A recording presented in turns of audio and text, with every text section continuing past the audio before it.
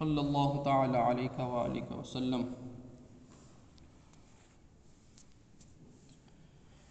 نبی پاک صلی اللہ تعالی علیہ وسلم کے مقام و اعزاز میں جو احادیث کریمہ وارد ہیں ان کا بیان چل رہا ہے۔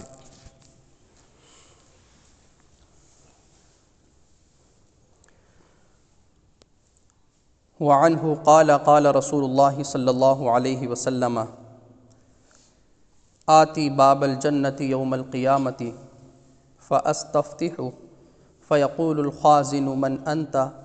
فاقول محمد فیقول بک امرت ان لا افتح لأحد قبلک، رواہ مسلم۔ حضرت انس رضی اللہ تعالی عنہ سے یہ حدیث پاک مروی ہے۔ انہوں نے بیان فرمایا کہ نبی پاک صلی اللہ تعالی علیہ وسلم نے ارشاد فرمایا، آتی باب الجنت یوم القیامہ، کہ میں قیامت کے دن جنت کے دروازے پر تشریف لاؤں گا، فاستفتح فیقول الخازن من انت، تو میں دروازہ کھولوں گا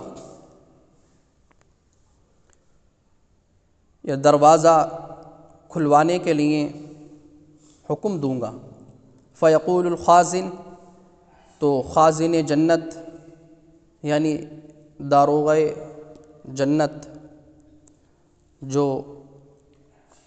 جنت کے دروازے پر ہیں، وہ کہیں گے من انت، آپ کون ہیں؟ فاقول محمد، تو میں ارشاد فرماؤں گا کہ میں محمد ہوں صلی اللہ علیہ وسلم۔ فیقول بک امرت، تو وہ کہیں گے کہ آپ ہی کے لیے مجھے حکم دیا گیا ہے، یا آپ ہی کے سبب مجھے حکم دیا گیا ہے کہ میں دروازہ کھولوں، آپ ہی کے لیے میں دروازہ کھولوں۔ فیقول بک امرت ان لا افتح لأحد قبلک، کہ میں آپ سے پہلے کسی کے لیے دروازہ نہ کھولوں، یہ مجھے حکم دیا گیا ہے۔ تو اس میں نبی پاک صلی اللہ تعالی علیہ وسلم کا یہ مقام و اعزاز بیان کیا گیا کہ آپ ہی سب سے پہلے جنت کے دروازے کو کھلوائیں گے، اور آپ ہی کے لیے دروازہ جنت سب سے پہلے کھولا جائے گا، اور اس کے بعد جنتی جنت میں داخل ہوں گے۔ تو یہ نبی پاک صلی اللہ تعالی علیہ وسلم کا اعزاز اللہ تبارک و تعالی آخرت کے دن دکھائے گا۔ آخرت کا دن ہم یہ سمجھ لیں کہ نبی پاک صلی اللہ تعالی علیہ وسلم کی عظمت و شان ہی کو ظاہر کرنے کے لیے اللہ تبارک و تعالی نے رکھا ہے۔ علامہ حسن رضا خان جو اعلیٰ حضرت کے برادر اکبر ہیں، وہ ارشاد فرماتے ہیں کہ فقط اتنا سبب ہے انعقاد بزم محشر کا کہ شان محبوبی دکھائی جانے والی ہے، یعنی صرف اتنا سبب ہے جو بزم محشر منعقد ہوگی کہ شان محبوبی دکھائی جانے والی ہے۔ آخرت میں اللہ تبارک و تعالیٰ کے جو محبوب اکبر ہیں، اللہ رب العزت اپنے محبوب کی شان سارے لوگوں کے سامنے ظاہر فرمائے گا۔ شان اللہ تبارک و تعالیٰ نے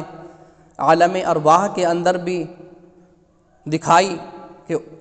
انبیاء و مرسلین سے عہد و پیمان لیا، اور یہاں پر قرآن مجید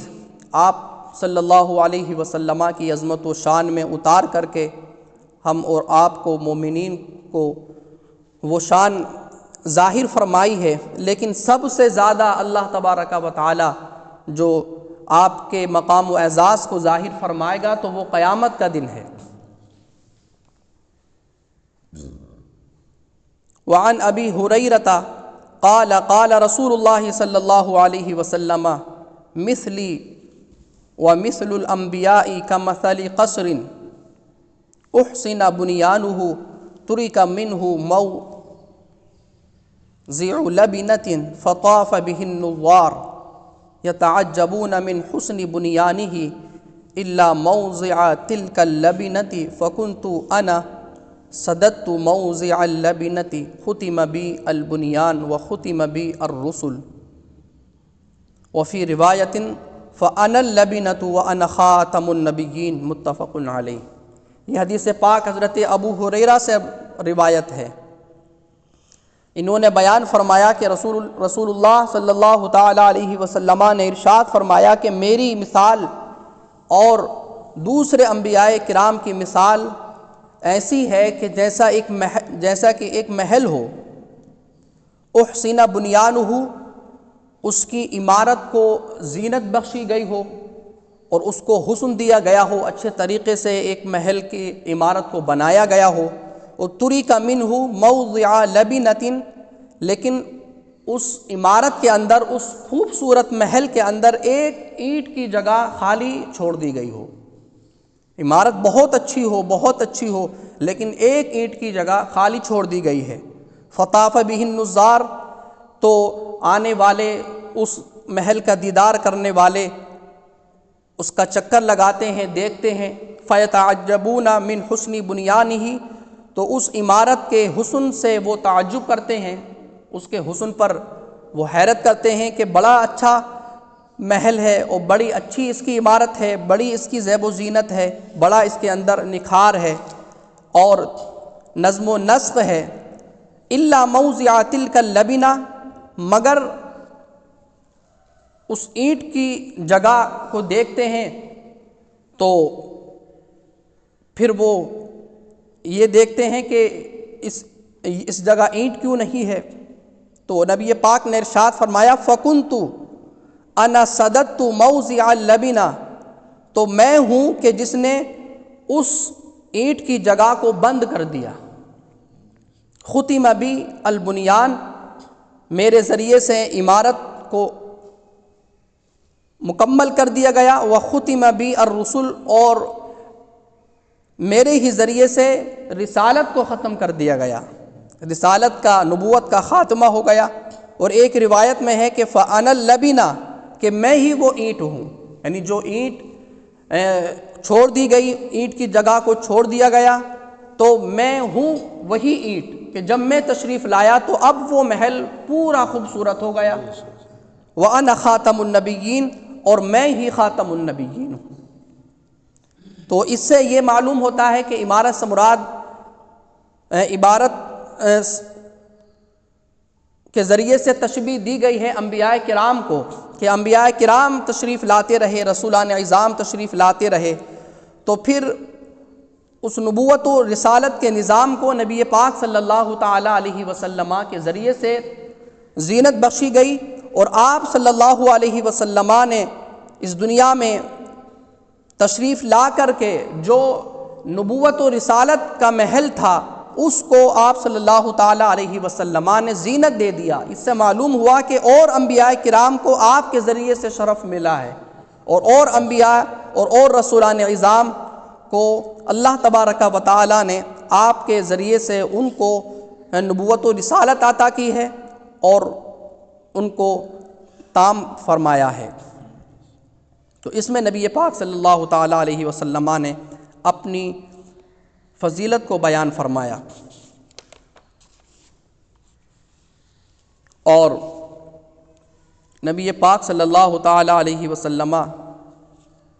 حضرت ابو ہریرہ ہی سے یہ مروی ہے، انہوں نے بیان فرمایا کہ قال رسول اللہ صلی اللہ علیہ وسلم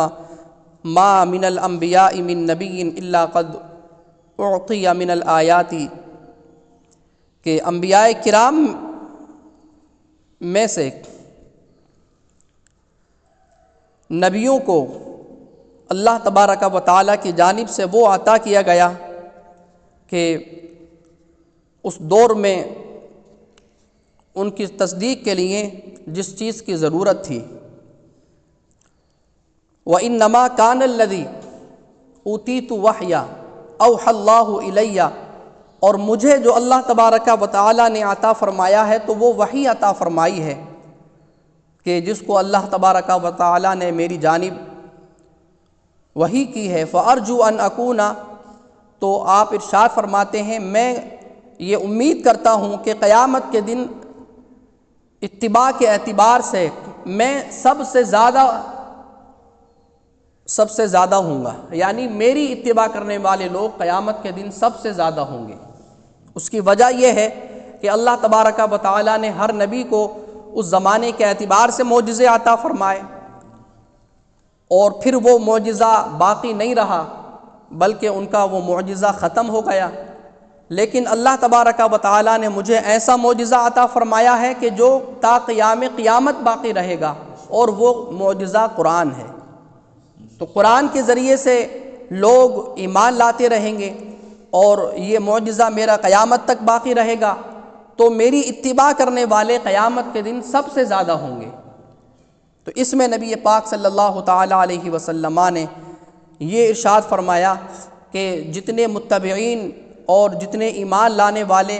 میرے اوپر ہوں گے، کسی اور نبی کے اوپر اتنے ایمان لانے والے نہیں ہوئے۔ بلکہ ایک حدیث پاک میں تو اللہ کے رسول نے ارشاد فرمایا کہ ایک نبی تو ایسے تھے کہ ان پر ایمان لانے والا شخص صرف ایک ہی تھا، ایک ہی شخص ان پر ایمان لائے،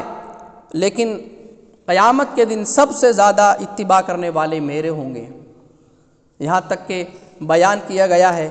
کہ 80 صفیں نبی پاک صلی اللہ تعالیٰ علیہ وسلم کی امت کی قیامت کے دن ہوں گی، اور 40 صفیں قیامت کے دن جو 1,00,000 کم و بیش جو انبیاء کرام رسولان عظام تشریف لائے، تو ان لاکھوں انبیاء کرام کی امتوں کی جو صفیں ہوں گی وہ صرف 40 ہوں گی۔ اللہ تبارک و تعالی ہمیں یہ آپ صلی اللہ علیہ وسلم کی عظمت و شان سننے کے بعد آپ کی عظمت ہمارے دلوں میں اور زیادہ مضبوط فرمائے، اور آپ صلی اللہ تعالیٰ علیہ وسلم کا ادب و احترام اور زیادہ ہمارے دلوں میں نشیب فرمائے، اور آپ کی محبت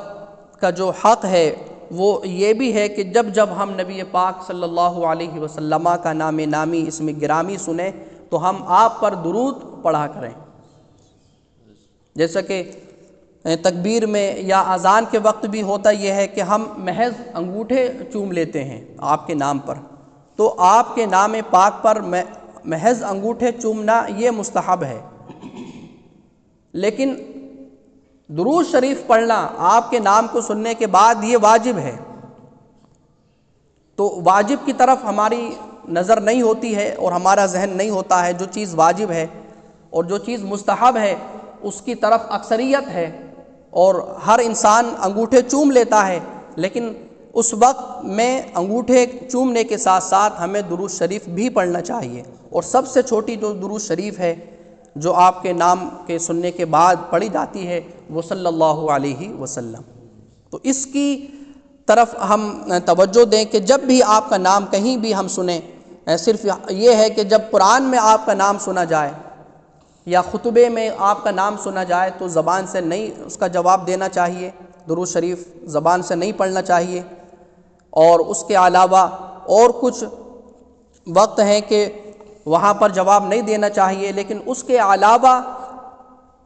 تکبیر میں، اذان میں، یا واعظ و نصیحت کے وقت، یا آپ کی حدیث سناتے ہوئے اگر ہم آپ کا نام سنیں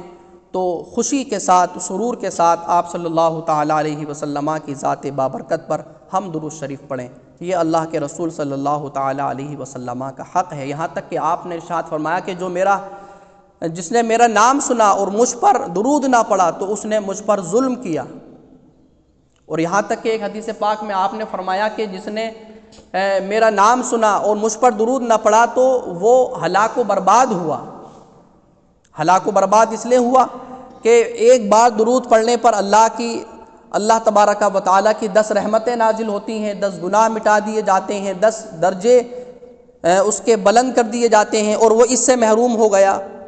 جو اخروی نعمت ہے، اور اخروی نعمت سے محروم ہونا ہی ہلاکت و بربادی ہے۔ تو یہ حدیث پاک ہیں کہ ان سے یہ ثابت ہوتا ہے کہ آپ کے نام پاک سننے کے بعد درود شریف پڑھنا چاہیے، اللہ تبارک و تعالی ہم کو اس حق کو بھی ادا کرنے کی توفیق عطا فرمائے۔ آمین۔ وآخر دعوانا ان الحمد للہ رب العالمین۔ اللہم صلی علی سیدنا و مولانا محمد معدن الجود والکرم وآلہ الکرام وابنہ الکریم وبارک وسلم۔ یا اللہ یا رحمان یا رحیم یا رب العالمین یا ارحم الراحمین، اپنے فضل و کرم سے ہم سب کی تمام عبادتوں کو اپنی بارگاہ میں قبول فرما، تمام عبادات خشوع اور خضوع کے ساتھ ادا کرنے کی توفیق عطا فرما، آپ کا مقام و اعزاز ہمارے دلوں میں نشیب فرما، آپ کی تعظیم و توقیر ہمارے دلوں میں جاگزی فرما، آپ صلی اللہ تعالی علیہ وسلم کا ادب و احترام، آپ کی اطاعت و فرما برداری کی توفیق عطا فرما۔ یا ارحم الراحمین، دنیا میں کثرت کے ساتھ آپ پر درود و سلام کی توفیق عطا فرما، حشر میں آپ کی حمایت و نصرت نصیب فرما، آپ کی شفاعت ہم سبھی کے حق میں قبول فرما، آپ کے طفیل ہمیں جنت میں جانا نصیب فرما، آپ کے طفیل ہمیں جہنم سے محفوظ و مامون فرما۔ وصلی اللہ تعالی علی خیر خلقہ سیدنا و مولانا محمد وعلی آلہ وصحبہ اجمعین برحمتک یا ارحم